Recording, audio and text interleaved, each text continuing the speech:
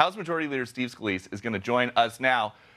Majority Leader Scalise, it has been a while since President Trump dished out one of his signature nicknames. One of your members, Marjorie Taylor Greene, just got two. Marjorie Trader Greene and Marjorie Taylor Brown, because the president says green grass turns brown when it begins to rot. What's going on with these two? Well, you can see that they've had some disagreements, and, President Trump from time to time has disagreements with people, and he's not shy to talk about it. And you've seen over time he's made up with some people, too. But, one of the things President Trump does is, he tells people what he really thinks, but he also talks about what it's going to take to get this country back on track. And President Trump has done phenomenal things to address the problems that he inherited when Joe Biden was president. We saw so many problems around the world. We had high inflation, high interest rates, high energy costs here at home. And President Trump started day one to fix those problems. And he's not going to slow down. And I know he has disagreements even with some of his friends along the way, but he's not going to be deterred.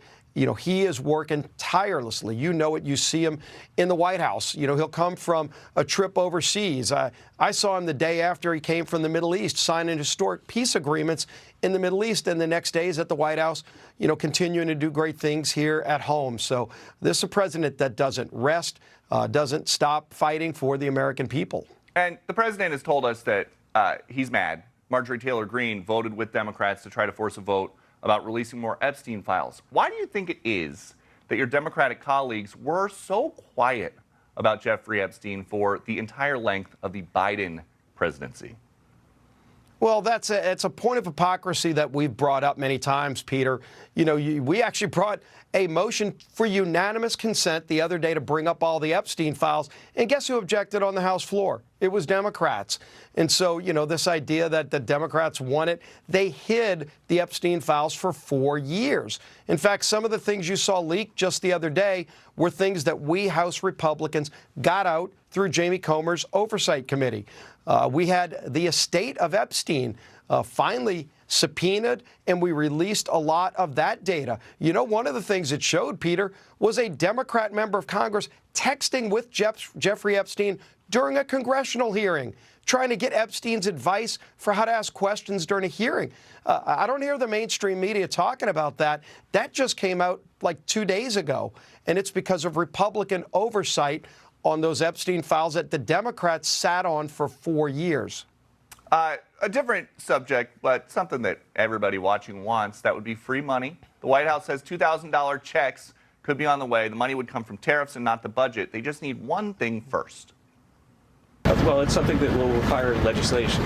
But if you look at how much tariff revenue has been coming in, then there would actually be enough room to cover those checks and not go into the rest of the budget. So yeah, there would be enough money to pay for the $2,000 checks. So before the $2,000 checks, they just need your permission in Congress. Are we going to see a vote for these checks? Well, there's a robust debate over what's going to happen with the tariff revenue. One of the things, Peter, is getting an actual quantification of it, exactly how much money has come in from tariffs. A lot of us don't think it's going to be long-term because you see President Trump reaching new trade agreements so that we have lower tariffs or ultimately zero tariffs is the goal, because you get a fair trade with countries that never used to treat us fairly. So many countries took advantage of us.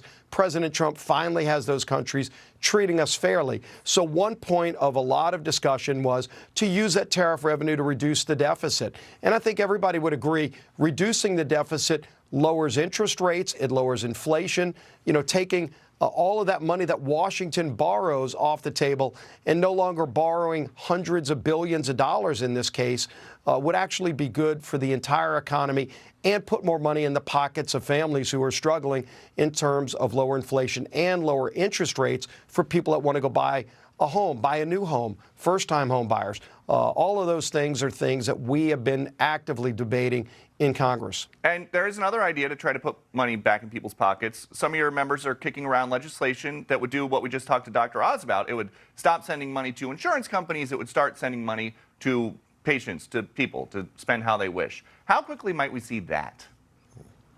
Yeah, real soon. And look, Dr. Oz touched on a lot of important things that we're working with the Trump administration on. And, you know, if you go back to, and Dr. Oz alluded to this, when we were moving the working families tax cut through Congress, we put a provision in that bill called cost sharing reductions, which is, I'll translate it in English.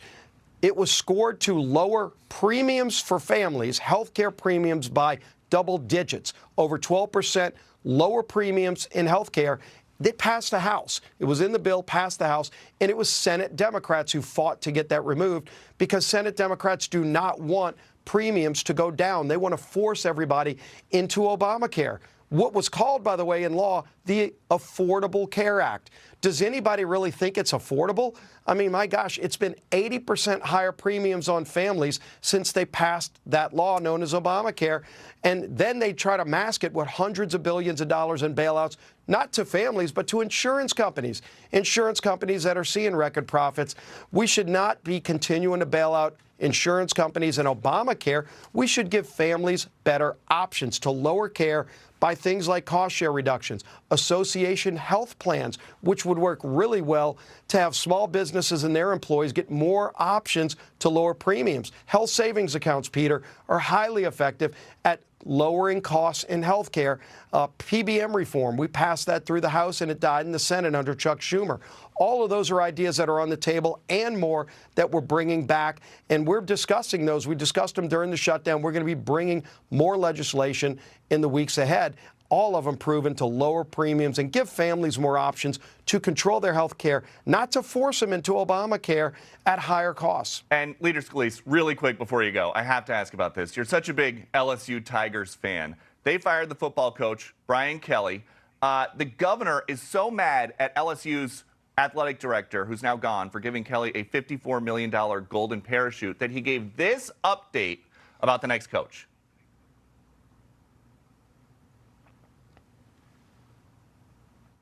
I can tell you right now, Scott Woodward is not selecting the next coach. Hell, I'll let Donald Trump select it before I let him do it.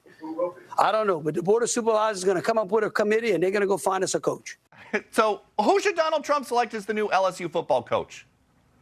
Look, I was at the game yesterday. By the way, we beat the Arkansas Razorbacks. It was a great competitive game. I'm floating Nick Saban out there. Look, he coached LSU, won us a national title. He and especially Miss Terry really love Baton Rouge. Don't discount that option. You can say Scalise told it to you first. All right, Saban to the Tigers. Heard it here. That's a big headline. Thank you. Great being with you, Peter.